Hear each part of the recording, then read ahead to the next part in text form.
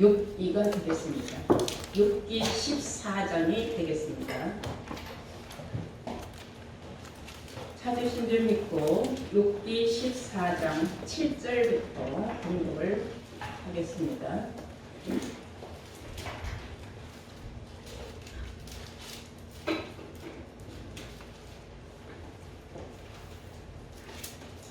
나무는 소망이 있나니 찍힐지라도 다시 움이 나서 연한 가지가 끊이지 아니하며 그 뿌리가 땅에서 늙고 줄기가 흙에서 죽을지라도 물 기운에 움이 돋고 가지가 바라며 새로 심은 것과 같거니와 사람은 죽으면 소멸되나니 그 기운이 끊어진즉 그가 어디 있느냐. 아멘. 네, 오늘 이 시간 하나님께서 허락하신 말씀은 욥기 14장 7절에서 10절로의 말씀으로 제목은 소망 있는 나무와 같이 되라. 소망 있는 나무와 같이 되라 라는 제목으로 오늘 말씀을 증거하도록 하겠습니다. 오늘 본문의 내용은 소망이 있다, 없다. 누구에게? 나무에게도 소망이 있다라는 말씀을 성경은 우리에게 비유적으로 하고 있다는 것을 아시기 바랍니다. 나무에게도 소망이 있다 하는 것은 비유적인 말씀으로 확실한 진리의 말씀입니다. 즉 물 기운에 의하여, 그러니까 물 기운이 없으면 나무도 소망이 없다는 겁니다. 그러나 물 기운이 있을 때에는 그 소망은 확실히 나무에게 있다. 나무 전체가 배임을 당하고 그 둥치가 쓰러짐을 당하여도 거기 그 뿌리가 물 기운이 있음으로 말미암아 다시 싹이 나고 움이 녹고 그 다음에 가지가 돋아서 다시 새롭게 자라는 나무가 돼서 새로운 나무로 자랄 것이다. 이 말씀은 무엇을 비유하여 우리에게 알려주는 말씀이냐? 우리가 성경적으로 보면은 나무를 무엇으로 비유했느냐?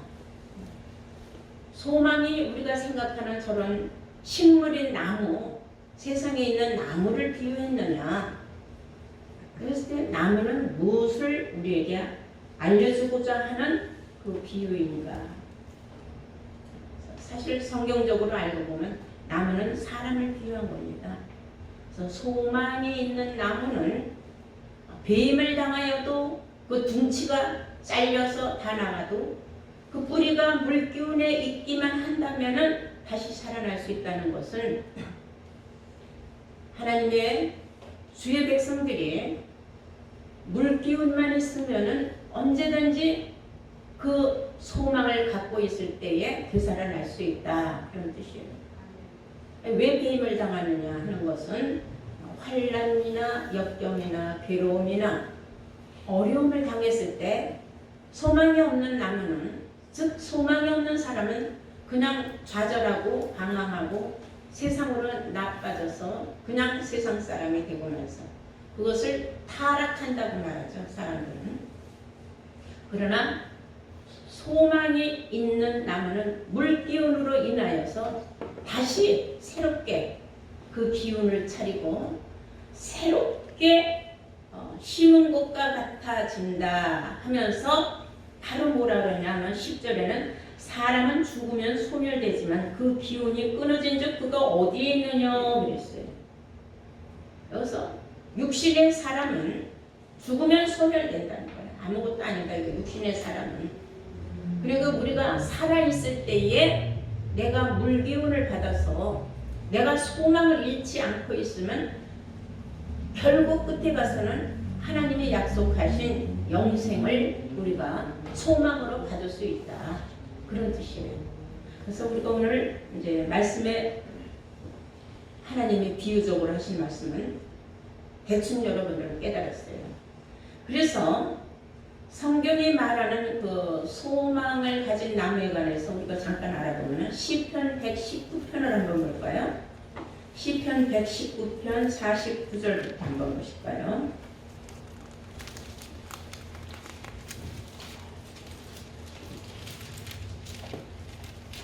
제가 찾으신 줄 믿고 공독하겠습니다. 시편 119편 49절. 주의 종에게 하신 말씀을 기록하소서.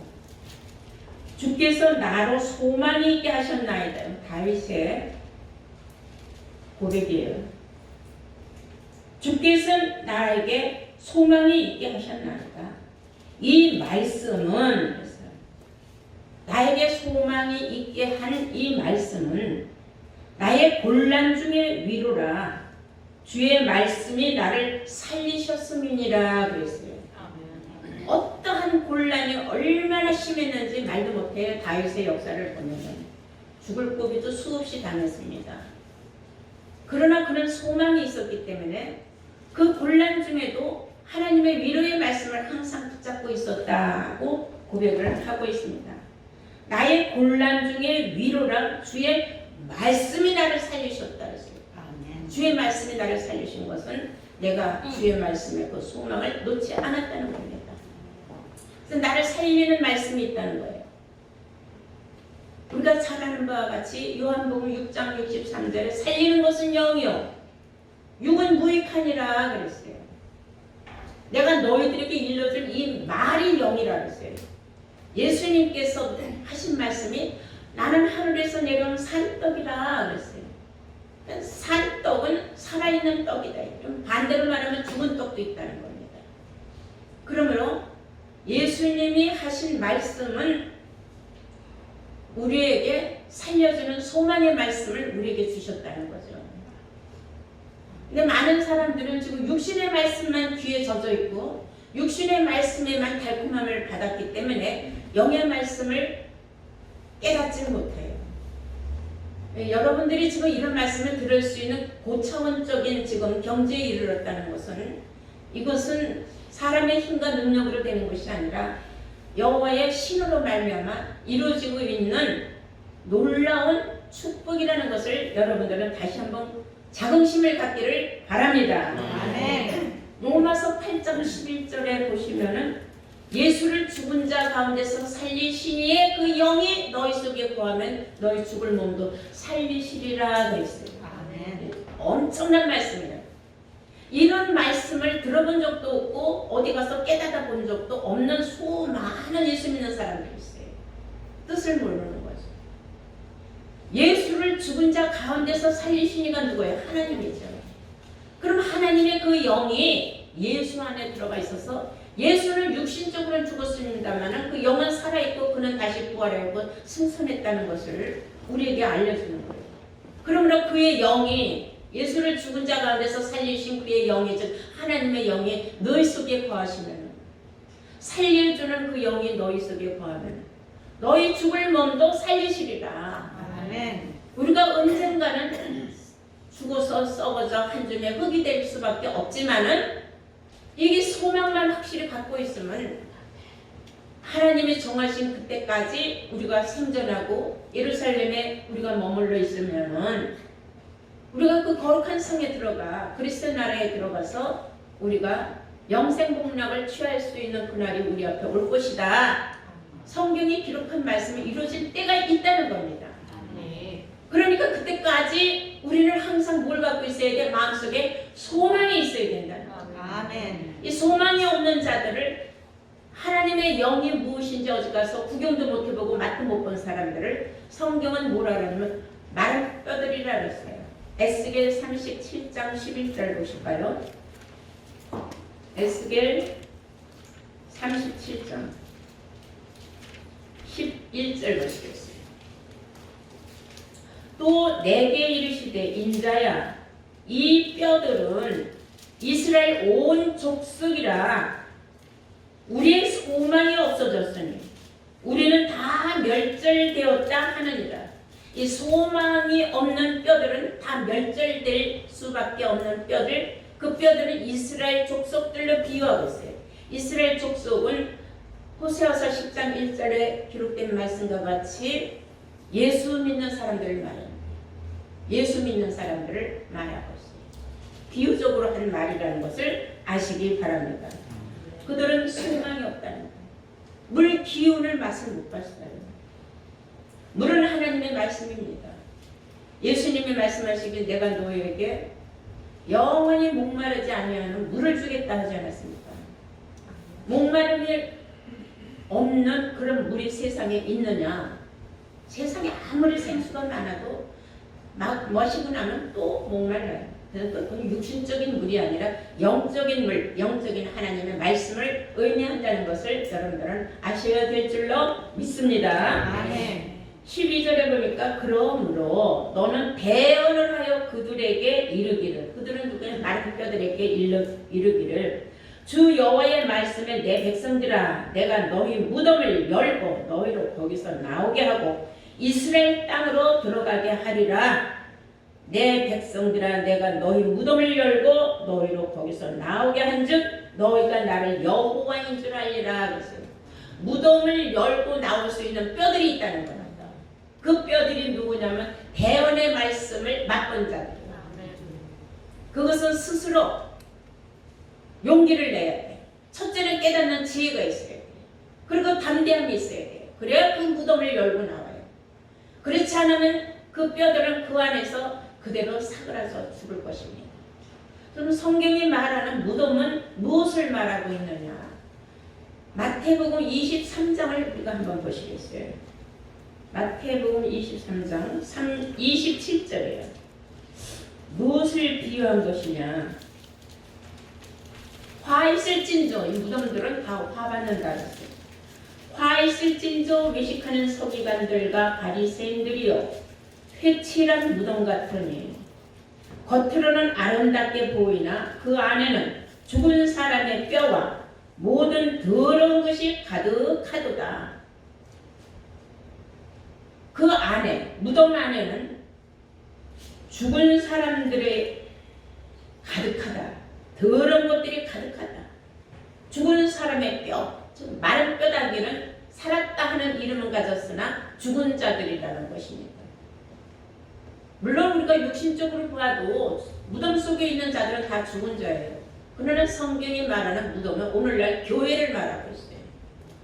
아무리 배치를 잘해도 아무리 멋있게 단장을 잘하고 근사하게 잘 만들어 놓고 지어놓았어도 그 속에는 죽은 사람들의 뼈들만 가득하다. 이것은 육신이 죽은 자들이 아니라 영으로 죽은 자들을 말하고 있는 겁니다. 영적으로 죽은 사람들, 그들에게 대언의 말씀을 전해줄 적에 대언의 말씀을 듣고 깨달은 어느 뼈다귀 하나만이라도 일어나서 자기가 무덤을 열고 스스로 나오면 그건 누가 끄집어내 줄 수가 없는 거죠. 스스로 깨닫고 스스로 나와야 돼요. 그렇게 나올 수 있는 담력이 생겨서 나온 다음에야 여호와가 누구인지를 안다. 무덤 속에 빛이 들어갈 수가 없어요. 무덤은 어두운 곳이에요. 성경에도 어둡고 더러운 것들이 가득 차다 그랬어요. 어둠은 빛이 못 들어가는 것입니다. 근데 그 무엇으로 빛을 막아놨느냐면 무덤으로 막아놨다. 빛을 차단하는 무덤들. 빛은 하나님이시라. 하나님은 말씀이라 그랬어요. 말씀을 받지 못하도록 무덤을 회칠을 해서 멋있게 만들어 놓고 그 안에는 영으로 죽은 수많은 마른 뼈들이 있다는 겁니다. 그래서 그들이 무덤을 열고 나오지 않으면은 여호와를 알 수가 없다. 성경은 말하고 있어요. 또 우리가 알아야 할 것은 이 나무에 관해서 실상적인 나무가 아니라 사람을 비유했다고 하지 않습니까? 요한복음 15장 1절에 보면 나는 포도나무요 내 아버지는 그 농부라 그랬어요. 예수님 자신을 포도나무로 비유했어요. 호세아서 14장 8절에 하나님은 푸른 잣나무 같다고 비유를 했습니다. 그리고 이사야서 55장 12절에 보면 들에 있는 모든 나무들이 손뼉을 칠 것이다 그랬어요. 나무가 어떻게 손뼉을 치겠습니까? 나무는 손뼉을 칠 수가 있어요? 어떤 나무가 손뼉 치는 나무가 있다면 그거는 아주 어마어마한 아주 대단한 사람들에게 이슈거리가 되고 관광지를 만들 수도 있어요. 그런 나무는 존재하지 않습니다. 근데 많은 사람들은 그 성경에 비유적으로 기록됐다는 사실에 그 비유라는 것을 해답을 못 찾아요. 말씀은 짝이 있어요. 이사야서 34장 16절에 너희는 여호와의 말씀을 자세히 읽어보아라. 이것들이 하나도 빠진 것이 없이 다 짝들이 있다 그랬어요. 그것은 문제에 대한 해답이 있다는 거예요. 내가 궁금한 것은 세상의 말로 세상의 지혜로 대답하는 것이 아니라 하나님의 지혜 성경 말씀 속에서 그 해답이 있다는 것을 여러분들은 아셔야 될 줄로 믿습니다. 네. 한번 보실까요? 이사야서 55장 12절 보시겠어요?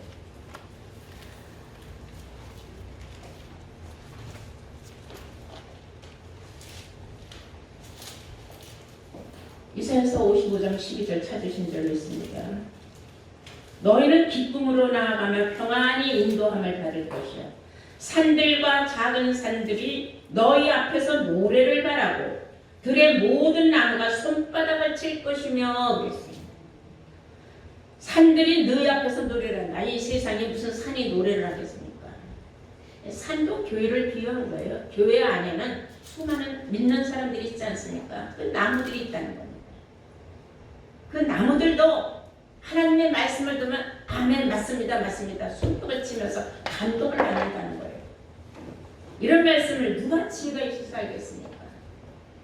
또한 에스겔 31장 9절을 보시면은 하나님의 에덴 동산에 있는 모든 나무들이 투기를 하였다 그랬어요. 투기라는 것은 질투하고 시기했다는 겁니다. 나무가 어떻게 시기 질투를 하겠습니까? 그래서 시기 질투할 수 있는 나무는 사람이라는 겁니다. 그래서 그것이 사람이라는 것을 성경이 나무는 사람이라는 것을 우리에게 알려준 말씀이 있어요. 에레미야 5장 14절을 보시겠어요? 에레미야 5장 14절 다 찾으신 줄 믿고 제가 공독을 하겠습니다. 그러므로 만군의 하나님 여호와가 이같이 말하노라. 그들이 이 말을 하였은즉 볼지어다. 내가 네 입에 있는 나의 말로 불이 되게 하고 따라서 이 백성으로 나무가 되게 하리니. 나무가 되게 하리니. 아멘. 이 백성으로 나무가 되게 하리니. 하나님의 백성을 다 나무로 비유했다는 겁니다. 에덴 동산에는 그 중앙 가운데는 생명나무와 선악을 알게 하는 나무가 있었다. 그 주위에 수많은 나무들이 있었다. 하나님의 법이 거기에서부터 시작이 되지 않았습니까? 그리고 성경을 보면 수많은 나무들에 대해서 나옵니다. 그 나무들을 각자의 그 이름대로 주어진 사명이 있다는 것을 아시기 바랍니다. 이사야서 5장 7절을 보면 하나님이 기뻐하시는 나무는 유다 사람이다 그랬어요. 유다 사람을 하나님이 제일 기뻐하신다 그랬어요. 그럼 왜 하나님이 유다 사람을 기뻐하시는 나무로 성경을 기록하고 있느냐? 유다의 줄기에서 우리 주 예수님이 탄생하셨어요. 그리고 마지막 때 멜기세덱 반차를 쫓아가는 그 놀라운 축복의 길도 유다 백성 중에서 멜기세덱 반차를 쫓아가는 제사장들이 나오기 때문입니다. 아멘. 그래서 하나님께서는 멜기세덱 반차를 쫓아가는 그 유다 백성들을 제일 사랑할 수밖에 없는 거예요. 왜 성경을 보면은 하나님께서는 유다 백성의 음성을 들어주신다고 했어요. 유다의 음성을 들어주시는 하나님. 얼마나 우리가 복을 받고 있습니까? 근데 이 하나님이 기뻐하시는 유다 백성들은 다 어디에 심겨져 있느냐면 생명나무와 같이 다 시냇가에 심겨져 있다 그랬어요. 시냇가에 물이 마르질 않는 거예요. 시편 1편 3절을 보시겠어요? 시편 1편 3절을 보십니다. 저는 시냇가에 심은 나무가 시절을 쫓아 가시를 맺으며 그 잎사귀가 마르지 아니함 같으니 그 행사가 다 형통하리로다. 아멘. 저는 시냇가에 심은 저는 유다 백성은 시냇가에 심은 나무가 되어서 시냇가에 심겨 있으니 물이 항상 그 뿌리가 담겨져 있지 않습니까? 달마다 새 실과를 맺을 수밖에 없어요. 여기서 말하는 실과는 열매를 말하는 것이죠. 열매가 실과예요. 열매는 하나님의 말씀의 열매. 항상 말씀의 열매가 떨어지질 않는다. 그리고 그 잎사귀는 마르지 않는다. 잎사귀는 영생의 약재료가 되기 때문에 이런 말씀을 우리가 들을 수 있고 깨우칠 수 있고 성경이 이렇게 이어져 간다는 사실을 우리가 알 수 있다는 이 지혜는 바로 하나님이 주신 지혜요. 여러분들이 이 놀라운 축복의 메시지를 깨달을 수 있는 지혜는 하나님께로부터 온 지혜라는 것을 아시기 바랍니다. 아멘. 우리가 한번 욥이 한 말씀을 보시겠어요? 욥이 23장 12절 한번 볼까요?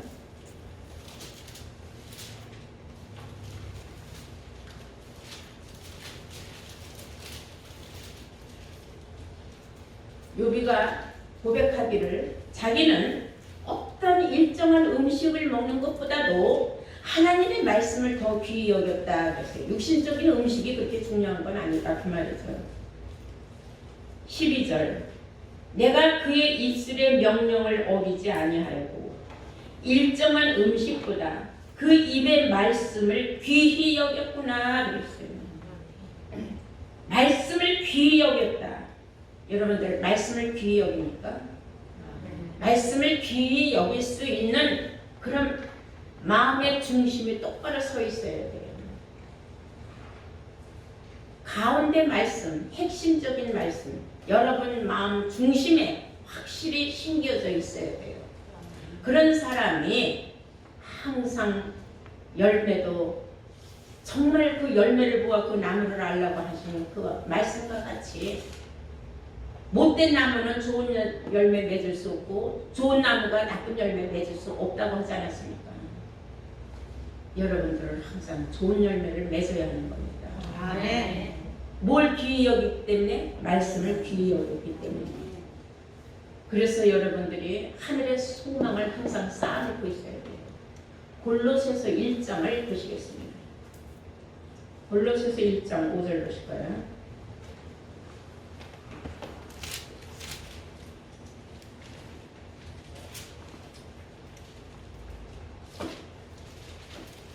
(5절부터) 보시겠습니까? 너희를 위하여 하늘에 쌓아둔 소망을 인함이라. 너희를 위하여 하늘에 쌓아둔 소망을 인함이라. 곧 다시 말하자면 너희가 전에 복음 진리의 말씀을 들은 것이라 그랬어요. 진리의 말씀을 들은 것이다. 진짜 복음은 진리의 말씀이라는 겁니다. 이 복음이 이미 너희에게 이르매 너희가 듣고 참으로 하나님의 은혜를 깨달은 날부터 너희 중에서와 같이 또한 온 천하에서도 열매를 맺어 자라는 도다. 아멘. 여러분들이 열매를 맺어 자란다는 거 이건 대단한 거예요. 소망이 확실하게 있는 나무기 때문에 열매를 맺을 수 있고 시냇가에 심겨진 나무가 되었기 때문에 여러분은 달마다 열매를 맺고 잎사귀는 절대로 마를 일이 없어요. 영생의 약재료가 되는 잎사귀가 말라버리면 어떻게 하겠습니까? 그것은 물기운의 뿌리가 항상 뻗쳐있기 때문이죠.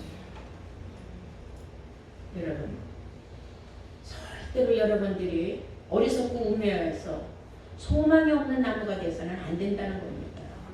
여러분들 물이 어디서 나옵니까? 여러분들이 하나님 성전으로 달려나오지 않으면 여러분들이 물을 공급받을 수가 없어요.